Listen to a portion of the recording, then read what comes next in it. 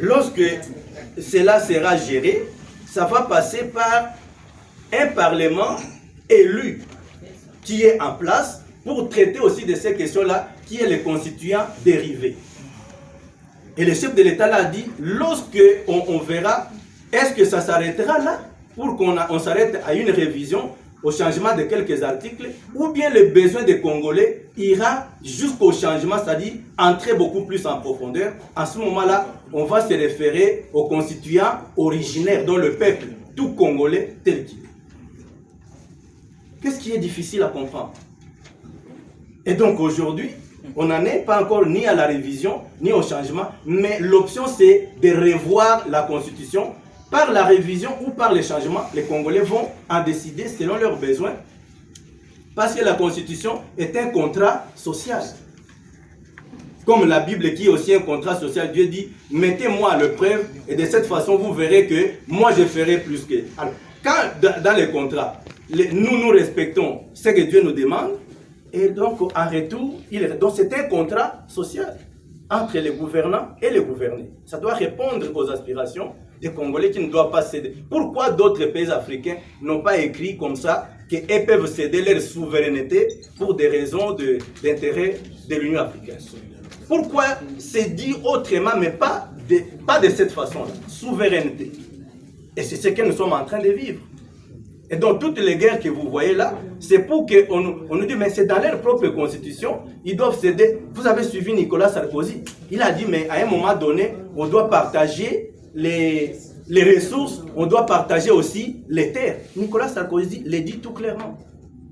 Et vous l'avez vu lorsque un de Mwanga Tchouchou était arrêté. Vous avez vu Nicolas Sarkozy venir supplier les chefs de l'État parce que c'est eux qui commanditent ces choses-là. C'est si simple. Et donc, le chef de l'État a raison. L'esprit, la conception de la Constitution n'était pas venue des Congolais.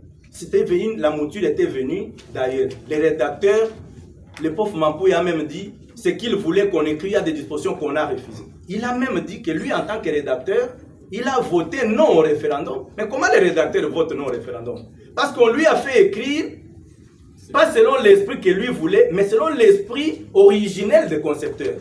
Oui ou non, c'est clair à comprendre? Oui, c'est clair. Alors maintenant, l'esprit est très important, parce que même les Saintes Écritures disent que la chair tue, c'est l'esprit qui donne vie. C'est l'esprit qui donne vie. L'esprit, c'est à la conception. Si l'esprit vous fait écrire une mauvaise lettre, la lettre peut tuer. C'est le cas de la lettre de l'article 217 et d'autres. Il y en a beaucoup. Quand on dit que la Constitution dit toutes les ressources, les provinces dans la collecte vont retirer à la source. C'est ce qui est écrit dans la Constitution. Dans la pratique, les provinces ne retirent pas. Maintenant, dans la pratique, on parle de la rétrocession. Le concept de rétrocession n'est pas dans la Constitution. Oui ou non, on viole la Constitution. Mais il y en a beaucoup à changer.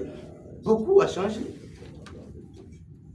Qui porte entorse dans le bon fonctionnement des Congolais, parce qu'à la conception, ça ne venait pas de l'esprit congolais. Donc, ce n'est pas un problème de céder aux adversaires du Congo. Il faut que les Congolais prennent la responsabilité pour prendre en compte les désidératas des Congolais et les vécus du Congo dans les concerts des nations. Voilà, par rapport à cette question, en substance, ce que je peux dire. Vous avez suivi l'association des droits constitutionnels congolais.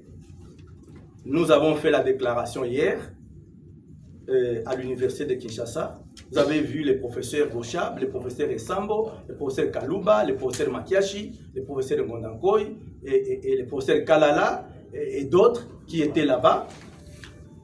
Nous avons dit la même chose en saluant cette initiative. Nous attendons la mise en place de la commission pour que nous puissions discuter et donner les protocoles qui conviennent pour régler les problèmes de l'épidémie constitutionnelle au Congo.